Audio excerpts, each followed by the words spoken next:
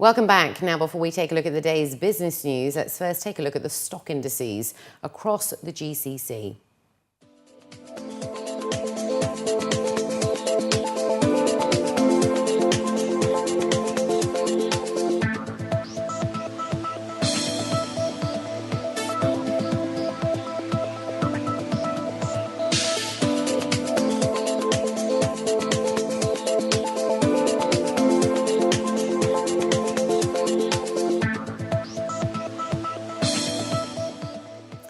And in our top business story, Abu Dhabi's Etihad Airways has more than doubled its stake in Virgin Australia to a maximum 19.9%. According to reports, Etihad, who originally owned 9%, has been buying up Virgin shares on the Australian Stock Exchange in recent weeks and now holds more than 515 million. According to a company statement, Etihad's CEO and President James Hogan was quoted as saying that increasing their equity in Virgin Australia will further enrich the commercial benefits, as well as increasing the benefits to Australian travellers and visitors to Australia. Etihad and Virgin Australia operate 28 flights a week combined between the UAE capital and Australia. The Khalifa Fund for Enterprise Development and the Lulu hypermarket group have signed an MOU to support entrepreneurship among Emiratis. The MOU was signed on the sidelines of the Abu Dhabi Entrepreneurship Forum 2013 by the Khalifa Fund's CEO for Enterprise Development, Abdullah Saeed Al-Darmaki, and the CEO of Lulu Hypermarkets, Saifuddin Rupawala. According to reports, the MOU will boost the investment culture, as well as support and develop small to medium-sized investments in the Emirates.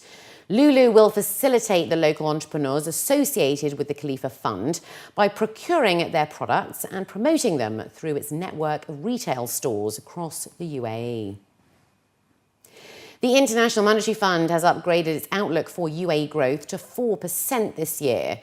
The UAE is the only GCC country to have its outlook upgraded from an earlier forecast of 3.1%.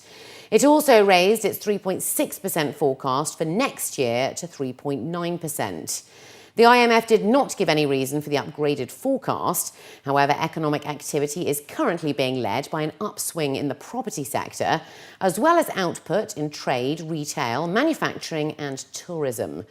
The fund also changed its global growth forecast for the sixth time in under 2 years, with a rise of 2.9% this year from its previous estimate of 3.1%. The number of Japanese companies operating Dubai Airport Free Zone has increased to 37, representing more than a third of the Free Zone's clients from the Far East and Southeast Asia this year.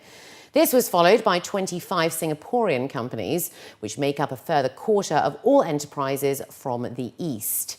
In a statement, Japan External Trade Organization stated that bilateral relations between Japan and the UAE were valued at $24.8 billion at the end of H1 this year, while Abu Dhabi Singapore's joint forum estimated the value of trade between the UAE and Singapore to be valued at $20.8 billion.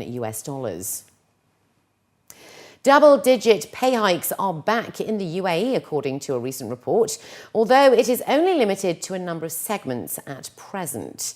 A new report by jobs portal NoukrieGulf.com surveyed 400 recruiters and shows that employees have started getting double-digit pay hikes in a number of sectors, with the hope that it might prove to be contagious.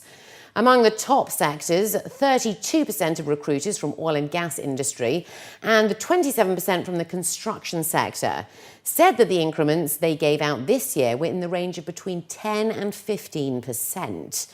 Overall, 44% of employers said that only single-digit salary hikes were given in 2013, and 16% said that there were no increments at all in the period. Additionally, 71% of recruiters predict new job creation, with recruiters from the oil and gas sector the most hopeful, with 61% of them saying that new jobs will be created in the second half of 2013.